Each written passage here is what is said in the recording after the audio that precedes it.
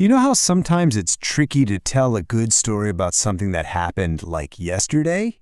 It can be, right?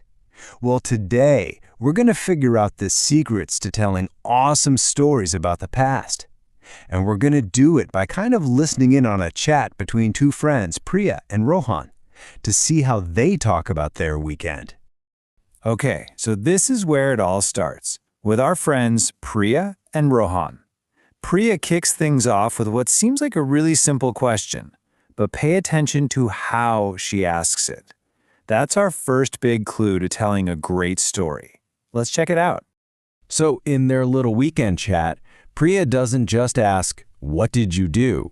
Nope. She asks, "What were you doing?"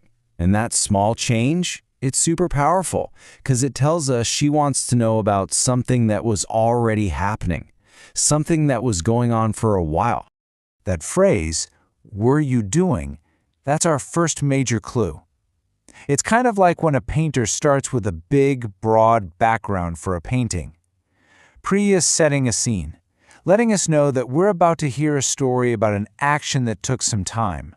So how does Rohan answer this background action kind of question? Well, his answer is really the key here. He's going to use a special grammar tool called the past continuous. Let's see what that actually looks like.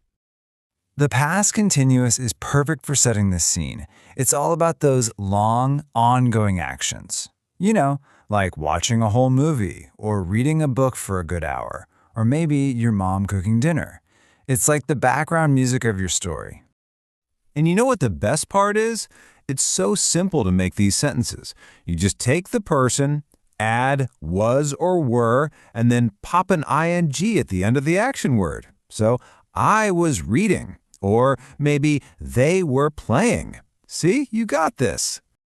All right, but let's be honest. A story that's only background action, kind of boring, right? The real excitement, the real magic happens when something suddenly interrupts that background action.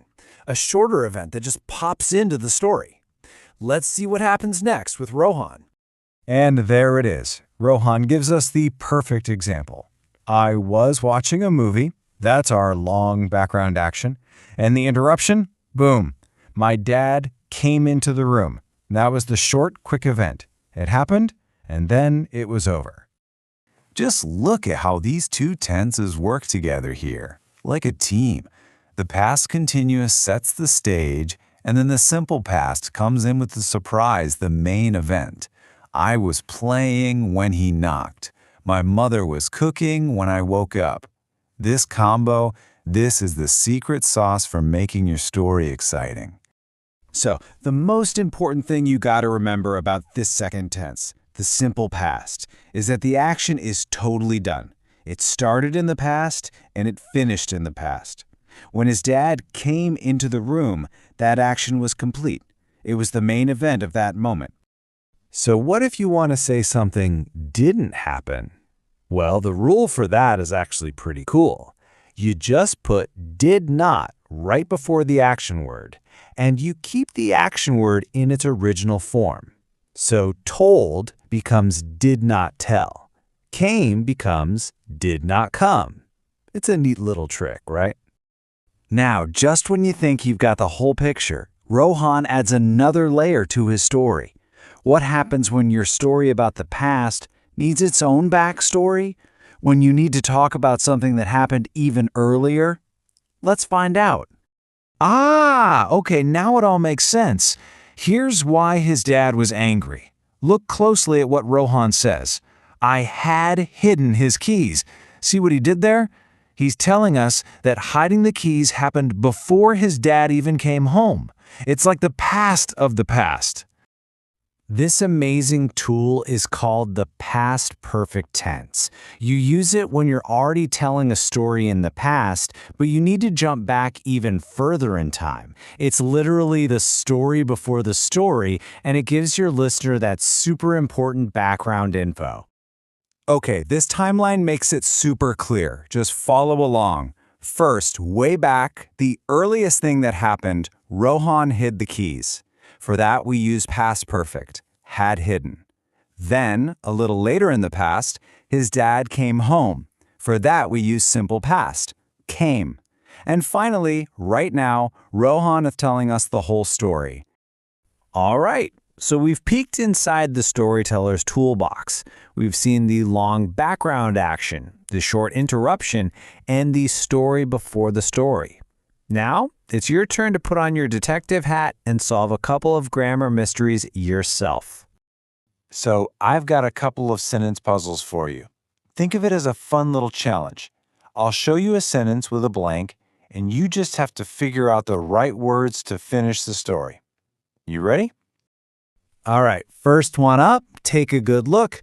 What's the long background thing happening here? And what's the short, sudden event that just pops in and interrupts it? Go ahead and pause if you need a second to think.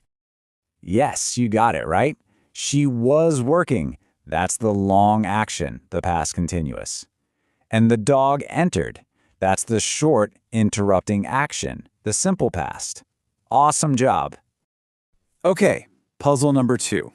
Now, this one is all about the order of things.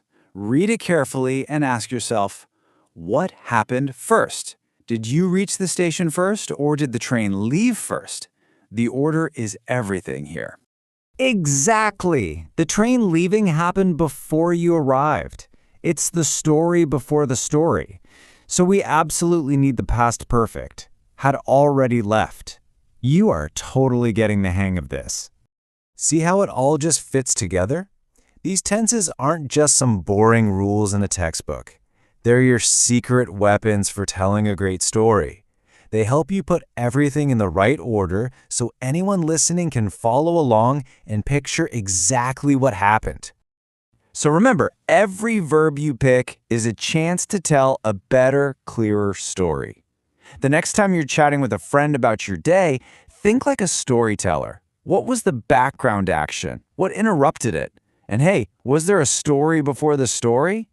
Now you have the tools. So what story will you tell next? Thanks for exploring this with me.